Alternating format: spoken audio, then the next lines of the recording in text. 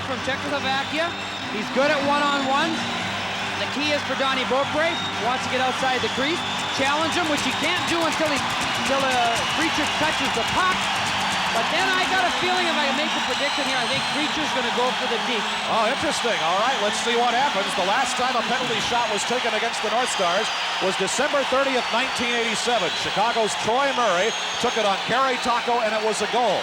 In fact, the last 3 penalty shots taken against the Stars were goals, 2 of them to Taco, 1 to Beaupre by Perry Berezan. Here comes Preacher on the penalty shot. Saved by Beaupre! All right, Donnie, I got to cheer for Donnie Beaupre. Yes, sir. He has had a tough grind. I mean, you talk about putting the gun to a guy's head. That's what's happened to Donnie Beaupre tonight just by starting the game. And now a penalty shot against a real gifted player. Now, obviously, they changed the rule because Donnie Beaupre is 10 feet outside the crease before Preacher even touches the puck. I said Preacher would probably deke, and he does. Watch the left leg. Oh. And the right leg. Good stacking of the pads. Here it is again. Preacher takes his time, but he's got to get it up here. I mean, it's tough. You see it kind of flip. If you go to your backhand, generally you've got to go high upstairs. Goaltender covers low, and Donnie Beaupre did a good job of staying with the original deke. Donnie Beaupre stops Preacher on the penalty shot. Wow. So we're back at it again. Vanbiesbrouck set it up. Here we go. Bourque one-on-one with Vanbiesbrouck. Save!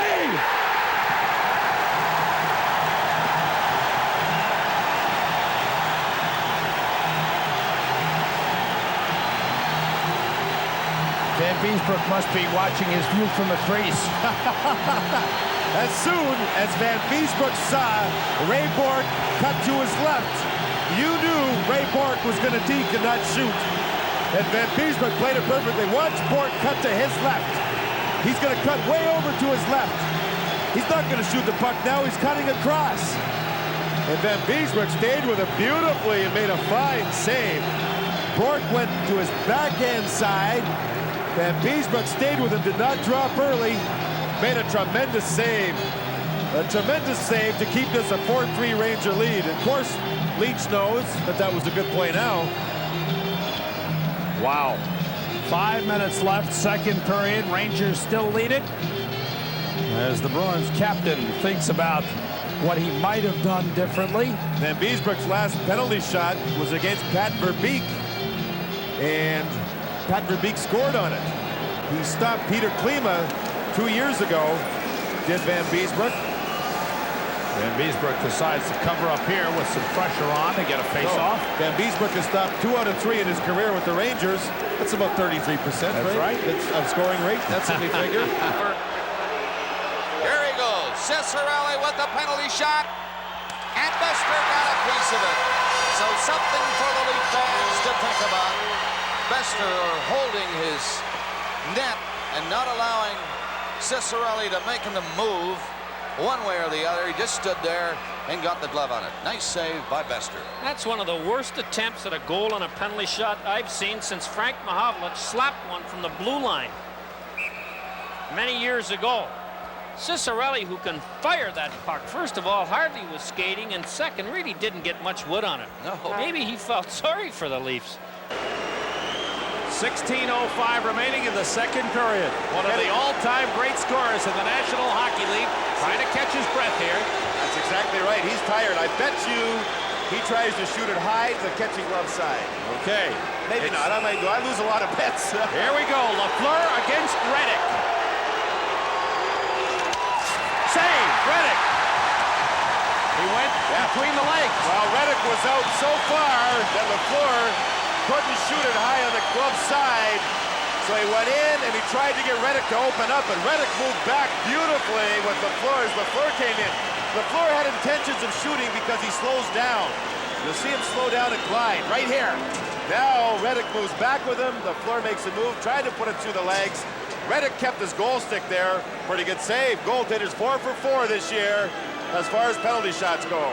And those goalies doing pretty well on those shootouts, huh? Lafleur a little upset. Lafleur, he went to his left side. You'll see him pick the puck up. Now he cuts to his left. That means he wants to go high on the catching glove side. Reddick's way outside of the goal crease. Beautiful job by the Winnipeg goaltender to stay. Referee Bob Hall. Now, Nieuwendyk had a penalty shot at Maple Leaf Gardens. Jeff Reese, young goaltender with the Leafs, foiled him. You're a goaltender. Does not the advantage go to the goaltender in a penalty shot situation? Tell me. Well, I think the advantage is with the goaltender, and you can see That's there's what I been mean. 6 chances this year in the NHL. Only Right. 1 goal scored, that by Brent Ashton against the Canucks. But the guy has to hit the net. That's a big thing to the goaltender. You can stand there, and the guy will miss the net half the time. All right. That's amazing that this is the second time within a week that Nieuwendyk has had a penalty shot. He looks over the situation, and here we go. Moving in down. He hit the cross. Did he score? No, I that didn't went see in. the light. That I was didn't in. see the light. The light did not go on, but It it did went not in. go in. I thought it was in, but the light did not go on. It went in. It went in, definitely went in, and they're counting it a goal. It hit right up in the mesh. And you can see it here, a beautiful move by Nieuwendyk. Weeks is way out of the net, almost too far. He is too far out of the net. Nieuwendyk goes to the deep. Now watch where this one goes. Weeks goes down, takes away the bottom of the net, and it goes right in the roof. But it's definitely in underneath the bar. You can see it's underneath that bar. The light did not go on. You're right there. Well, that's why I hesitated on the call. All of this happening at 19:56 because the light did not go on. I could have sworn it was in there. And they're going to the walkie-talkies. I can't believe this. Now, I would have called that one a goal from here. Now, usually I'm not really Absolutely. good at it. But you see, there's the goal judge. Now, here we can see this one here. Now, watch Nieuwendyk go to his backhand. Now, look at where the puck hits. It's definitely up underneath behind the bar. But there's going to be an argument about it. Bob Hall called it a goal right away. I don't know why he went to the goal judge. Let's see where he places the puck for the face-off, and then we'll know. He's hanging around center ice, so it looks like the goal is going to count. Only the second to be scored this year in the National Hockey League. That's out of, what is it, 8? 7 now. 7. And both of them against the Canucks. Brent Ashton scored against Kirk McLean December the 11th. That was against these same Canucks. So they've been victimized twice on the penalty shot. Now, does that player come out? Is the penalty up because Nieuwendyk, it is up because Nieuwendyk scored on that penalty shot? Huh. Well, I got to go to my rule book for that one. A little bit of a mix-up. But justice is served because there was no question on the replay that the puck was up behind the crossbar into the net. Now, Terry Crisp is wondering the same thing I'm wondering. Why is that penalty over on the penalty shot?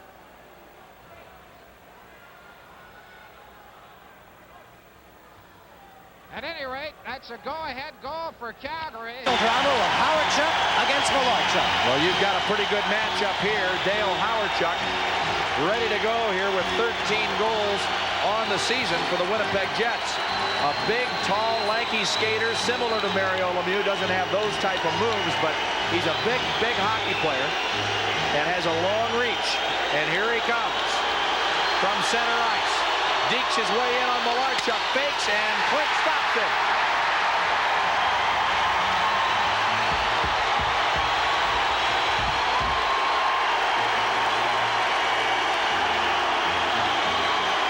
One more look at it. Hawerchuk tries to get Malarchuk to open up and I think go through the pads. And Clint keeps that stick down to the ice. That's the key, Mike. There's a little room down there, but with that stick there, Malarchuk really can't do much with it. Malarchuk holding his ground, not taking any of the fakes, although Hawerchuk really didn't try and do a lot of dramatic side-to-side deking, just held it, waiting for Malarchuk to really open up, and as long as Clint kept that stick down on the ice, there was no room to go. Aren't you a little surprised you didn't see a little side to side to try and get him to open up a little more? Well, when I said he didn't have Mario Lemieux-like moves, I certainly meant that he had better moves than that. That was kind of weak effort for a guy who is considered still among the top offensive players in the league. Unanimous. Lemieux.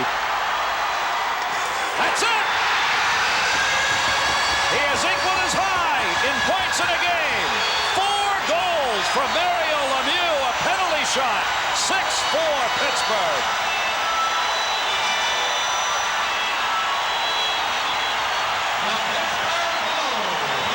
Gary, there's something interesting going on the Devils bench right now. I think Jim Schonfield is saying that the Pittsburgh players were on the wrong side of center ice, and therefore the power play penalty shot should not count. I think you're right. But he's not going to get away. They're not going to buy it. Mario Lemieux with a penalty shot. Let's watch it again. Here's a great angle of this.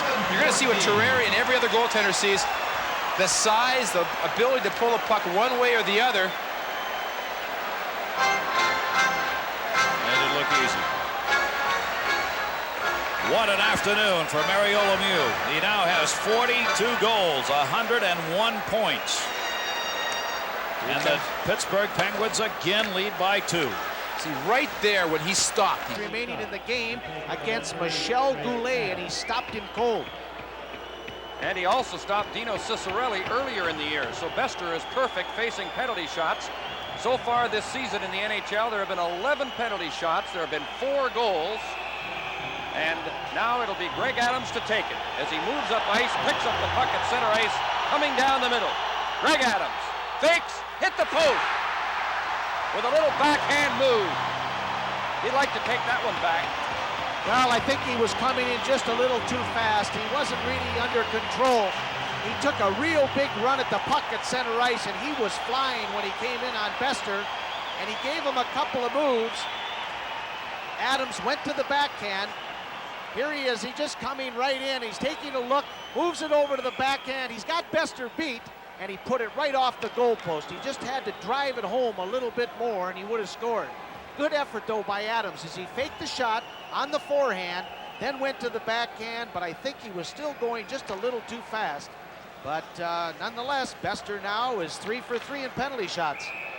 And Greg Adams is 0 for 2 in penalty shots in his career, as he tried to go with the deke rather than the shot, and with a backhander in close, hit the base of the goalpost, and it's still 1-0 for the Toronto Maple Leafs. It'll be interesting to see if that has any effect on the game later on. Sometimes a penalty shot missed or scored is a key play. They might soon forget all about Oh, this that one. could have given the Canucks a big lift, Jim. They stopped. And made a quick move and then took it to his backhand and slid the puck underneath Sean Burke. One of these penalty shot goals has been scored against the Devils. Chris Terreri by Mario Lemieux. Here we go. This is the game in overtime. Robitaille and Burke. He saved it! Sean Burke made the save! And we've got 1:18 left to go in the overtime. And you could just feel the adrenaline just drop in this place. It was a great moment. I'll tell you, Sean Burke, Sean Burke had him the whole way, it looked like. He was trying to go, I think, between the glove and the body of Sean Burke on this particular shot. But Sean Burke stood up strong. Saw the opening right there, right between the arm and the body. So it's 5 for 14, and Burke may have hurt himself a little bit on that penalty shot as he's being attended to. I know this sounds strange, Gary, but there have been times talking to players after penalty shots where it is such an adrenaline rush that you get a little lightheaded. When you're so excited about something, sometimes you get a little bit lightheaded right afterwards and you feel a little bit nauseous. And Sean Burke may have just needed a second to recollect himself. A chance to break the 2-2 tie, but in my mind, it's got to be a clear-cut breakaway.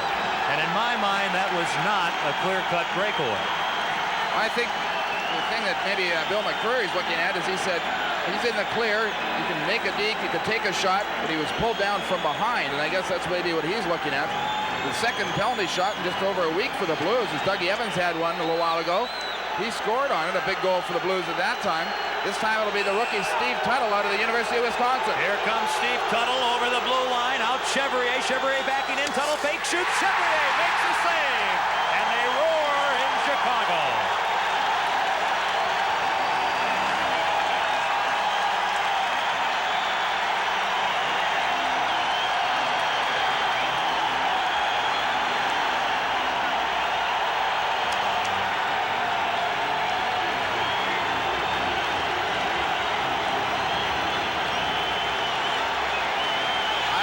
Say Steve Tuttle was a little nervous on this.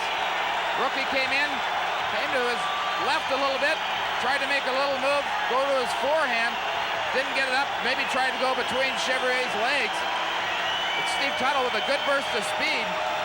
He just puts his head down, makes a little move to go on the forehand. Chevrier just kept with him the whole way. Good save by Chevrier. Tuttle, I guess, maybe going between the legs. If he could have got it up, he might have had a better chance. Nonetheless, he makes a save, and a big save indeed.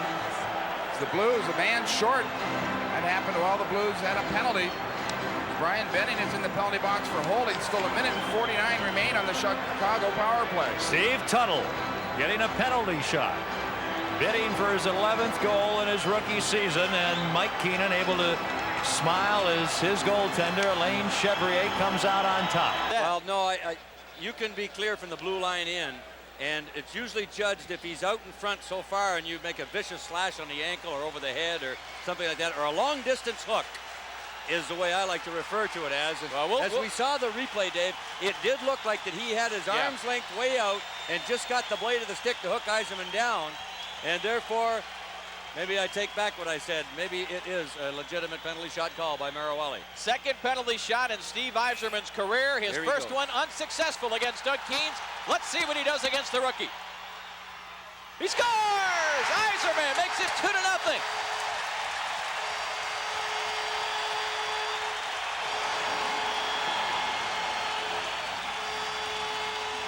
And all the Jets that were on the ice go directly over to Asensa and tap him on the pads. That's got to be a tough, tough situation for that young man as Yzerman goes top shelf on him to the glove side. And Asensa, a rookie in his first game, has got to face one of the top 3 players in the National Hockey League right now. That is an impossible task. You see Yzerman beat him outside the trapper. Now that is also a power play goal. And Kozlowski will pick up the puck at center ice and come in all by himself. It's funny how the statistics work. Almost 2/3 of the time, it's the goaltender who ends up winning these one-on-one battles. With no score, this is a big play, and here comes Kozlowski cutting in. Malarchuk's out. Here's a fake, a shot, and a save by Malarchuk. All the Capitals come rushing out now to congratulate their goaltender, Clint Malarchuk, who stops Greg Kozlowski on a penalty shot attempt. Well, Kozlowski, not known as a great stick handler, more of a sniper, and he tries to go with the good wrist shot. You'll see Malarchuk comes charging out and then starts to make the move back. Now, once Kozlowski touches the puck, Clint is allowed to come out. Comes out, cuts down the angle a bit, and then starts to back in. And you see how he takes that 5-hole away from him. It was open there for a moment, and then those pads start to slowly close and close and close. And Kozlowski doesn't try and deke, just comes in straight and tries to beat him between the pads. And Malarchuk stops him. Capitals goaltending coach Warren Strelo watching us from a hospital in the Baltimore area after a traffic mishap earlier today, and the nurses can rest assured that the rise in blood pressure was just due to that. I'll make a couple rings, Mike, and milk it for all it's worth. Foligno with 21 goals on the season, looking for goal number 22. And as we mentioned earlier, he's going for his 300th career goal. Mike Foligno.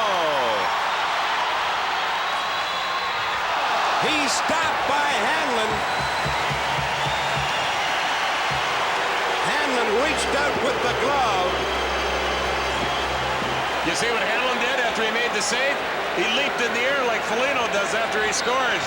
Watch this, here it is right here. Will Mike Foligno shoot the puck? He's looking now, doesn't find anything, throws a fake at the goaltender, slides it right along the ice. Hanlon's there to make the save. But right after that, Hanlon got up and just leaped in the can't shoot the puck. He surprised me. He didn't surprise the goaltender. It was a nice save by Hanlon. Now Greg Steffen's going to take over from Hanlon as you look at, again. Now he's looking up. He looks down. He's setting the puck up. He finds a spot to shoot it. He doesn't like what he's looking at and decides to go with the deep one to the far side. They're not getting the puck up. You know, it's funny, you're watching it in slow motion. Why didn't he raise the puck? That's all he had to do. But when you went 30 miles an hour, pretty tough. Different story. I used to be a goalie once, so this will all be wrong. But I think he'll go to his glove side. Wait, hold it. No, I think he's going to go to his stick side. Try and get it up in his stick side. Here he comes. He's got one shot only. And Bester stayed with him. Bester would not commit, and Anton Stastny is held off. Bester 4 for 4 at penalty shots, and he restores that 4-2 lead for the Maple Leafs. I'll tell you one thing. You know, I had a tough time explaining what Anton Stastny was going to do. You know why? He had no idea what he was going to do. He doesn't even get this on net. There's the fake. Stop skating. He's going to go to his forehand. And the puck goes off the end of his stick. Not even an attempt on goal. Very easy. Well, I don't want to say a save by Alan Bester, but very easily played by Alan Bester. He's still shaken up a little bit. Now, here's the fake. Now, he's going to go to his forehand. Watch the puck. Goes right off. You know, poor guy like Anton, you got to feel sorry for him in this situation. He's been up and down all year. I don't know him personally, but, you know, you got to have to make a better attempt than that. Mario Lemieux taking a penalty shot. It'll be Lemieux against Kelly Rudy. The capacity crowd rising to their feet. Everyone standing. The puck is at center ice. Lemieux moves from left to right on Rudy. Lemieux looking. They're checking to see if Rudy is ready. Kelly Rudy's ready. Here we go. Mario Lemieux. One-on-one on Rudy. Lemieux down the middle. Lemieux shoots. Score! Mario Lemieux on a penalty shot beats Kelly Rudy down low, and the Penguins lead 2-1. He knew exactly what he wanted to do for his 66th goal of the season. He had 70 last year, a penalty shot goal for Mario Lemieux. He picks up the puck at center. Rudy started coming out about 10 feet, then he backed in. Lemieux holds on, and just as Rudy goes down, spreads the legs, Lemieux puts it right between the pads for the penalty shot goal. Lemieux holding, then Rudy made his move, then Lemieux reacted. Vernon has already had one penalty shot. Craig McTavish scored on him earlier in the year. I always wonder what these two guys are thinking about now. Vernon saying, gee, we don't play these guys very often. I wonder what Muller's favorite play is. And Muller saying, can't remember the last goal I got on Vernon. I don't know what to do on this one. Anyway, one of the more exciting parts of a hockey game, right here, the penalty shot.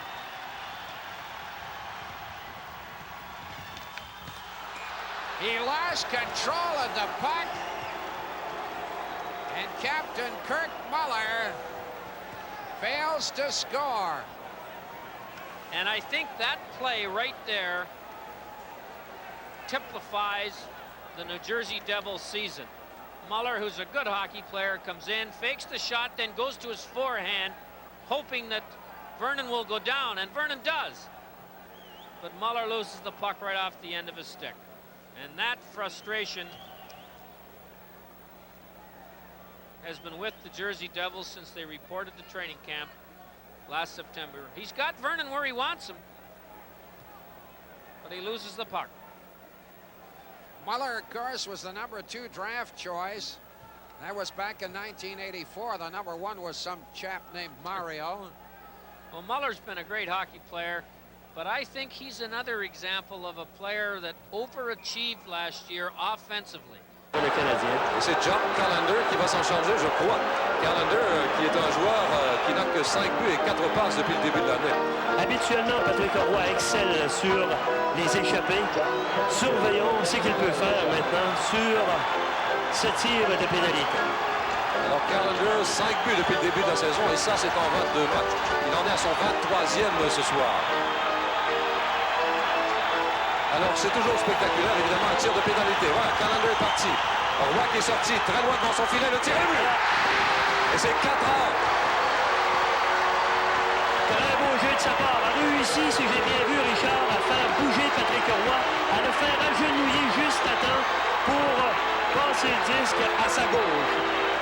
Il n'a pas hésité une seconde, Carlander. Non. Il s'est bien dirigé. Patrick avait pourtant bien joué. C'était éloigné assez rapidement. Surveillons s'il n'a pas bougé rapidement en s'agenouillant. Oui.